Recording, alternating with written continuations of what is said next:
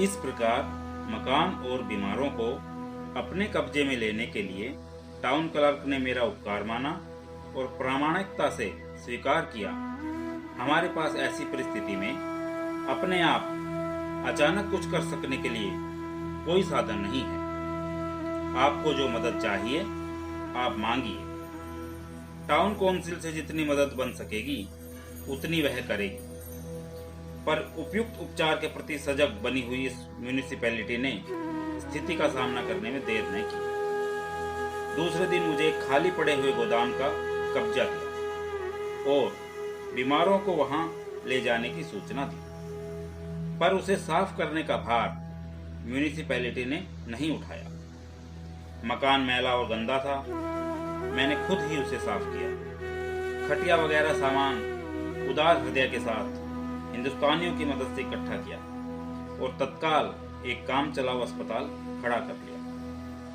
Municipality ने एक nurse भेज दी और उसके साथ ब्रांडी की बोतल और बीमारों के लिए अन्य आवश्यक वस्तुएं भेजी। डॉक्टर गॉडफ्रे का चार्ज कायम रहा। हम नर्स को किंचित ही बीमारों को छूने देते थे। नर्स स्वयं छूने को तैयार थी। वह भले स्वभाव की स्त्री थी, पर हमारा प्रयत्न यह था कि उसे संकट में न पड़ने दिया जाए। बीमारों को समय समय पर ब्रांडी देने की सूचना थी। रोग की छूत से बचने के लिए हमें भी थोड़ी ब्रांडी लेने की को कहती और खुद भी लेती थी। हम में कोई ब्रांडी लेने वाला न था। मुझे तो बीमारों को भी ब्रांडी देने में श्रद्धा न थी। डॉक्टर गॉडफ्रे की इजाजत से 3 बीमारों पर जो ब्रांडी के बिना रहने को तैयार थे और मिट्टी के प्रयोग करने को राजी थे, मैंने मिट्टी का प्रयोग शुरू किया और उनके माथे और छाती में जहां जहां दर्द होता था वहां वहां मिट्टी की पट्टी रखी। इन 3 बीमारों में से 2 बचे। बाकी सब बीमारों का देहांत हो गया। 20 बीमार तो इस गोदाम में ही चल बसे। म्यूनिसिपैलिटी की दूसरी तैयारियां चल रही थी। जोहानिसबर्ग से 7 मील दूर तक एक लेजरटो अर्थात संक्रामक रोगों के लिए बीमारों का अस्पताल था। वहां तंबू खड़े करके इन 3 बीमारों को उनमें पहुंचाया गया। भविष्य में महामारी के शिकार होने वालों को भी वहीं ले जाने की व्यवस्था की गई। हमें इस काम से मुक्ति मिली। कुछ ही दिनों बाद हमें मालूम हुआ कि उक्त भली नर्स को महामारी हो गई थी और उसी में उसका देहांत हुआ। वे बीमार कैसे बचे और हम महामारी से किस कारण मुक्त रहे, सो कोई कह नहीं सकता। पर मिट्टी के उपचार के प्रति मेरी श्रद्धा और दवा के रूप में भी शराब के उपयोग के प्रति मेरी अश्रद्धा बढ़ गई। मैं जानता हूं कि यह श्रद्धा और अश्रद्धा दोनों निराधार मानी जाएंगी, पर उस समय मुझ पर जो छाप पड़ी थी और जो अभी तक बनी हुई है उसे मैं मिटा नहीं सकता। अतएव इस अवसर पर उसका उल्लेख करना आवश्यक समझता हूं। इस महामारी के शुरू होते ही मैंने तत्काल समाचार पत्रों के लिए एक कड़ा पत्र लिखा था और उसमें लोकेशन को अपने हाथ में लेने के बाद से बढ़ी हुई म्यूनिसिपैलिटी की लापरवाही की और महामारी के लिए उसकी जवाबदारी की चर्चा की थी। इस पत्र ने मुझे मिस्टर हेनरी पोलाक से मिला दिया था और यही पत्र स्वर्गीय जोसेफ डॉक के परिचय का एक कारण बन गया था। पिछले प्रकरणों में मैं लिख चुका हूं कि मैं एक निरामिष भोजनालय में भोजन करने जाता था। वहां मिस्टर अल्बर्ट वेस्ट से मेरी जान पहचान हुई थी। हम प्रतिदिन शाम को इस भोजनालय में मिलते और भोजन के बाद साथ में घूमने जाया करते थे। वेस्ट एक छोटे से छापे खाने के साझेदार थे। उन्होंने समाचार पत्रों में महामारी विषयक मेरा पत्र पढ़ा और भोजन के समय मुझे भोजनालय में न देखकर वे घबरा गए। मैंने और मेरे साथी सेवकों ने महामारी के दिनों अपना आहार घटा लिया था।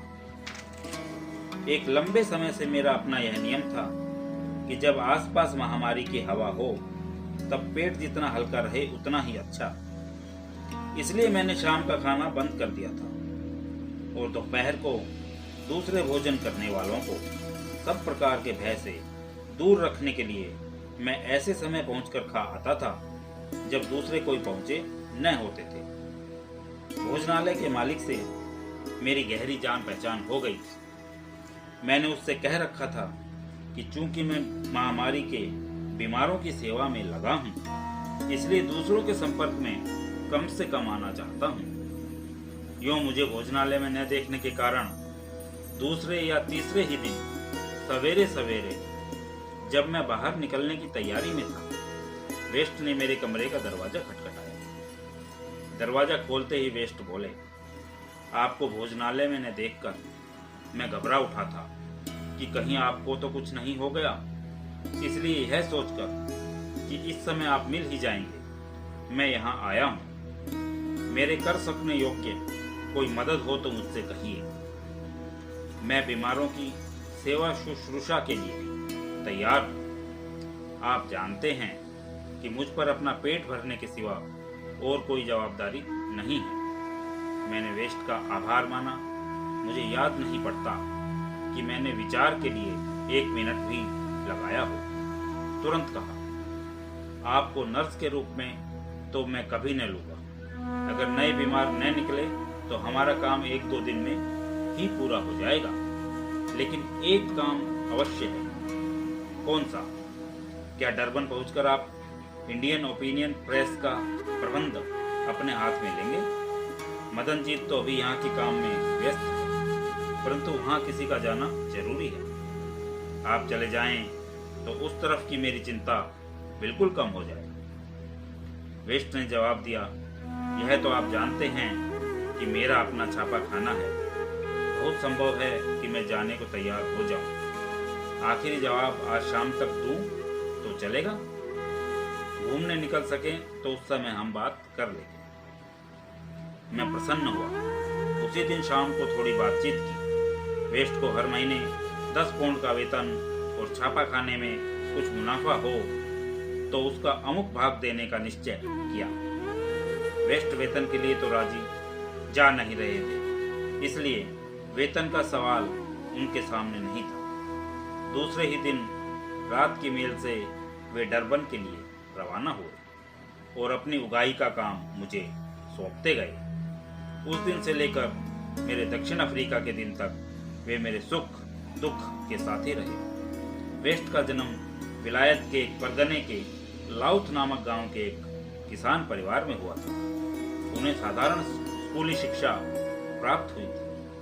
वे अपने परिश्रम से अनुभव की पाठशाला में शिक्षा पाकर तैयार हुए शुद्ध, संयमी, ईश्वर से डरने वाले, साहसी और परोपकारी अंग्रेज थे। मैंने उन्हें हमेशा इसी रूप में जाना है। उनका और उनके कुटुंब का परिचय इन प्रकरणों में हमें आगे अधिक होने वाला है।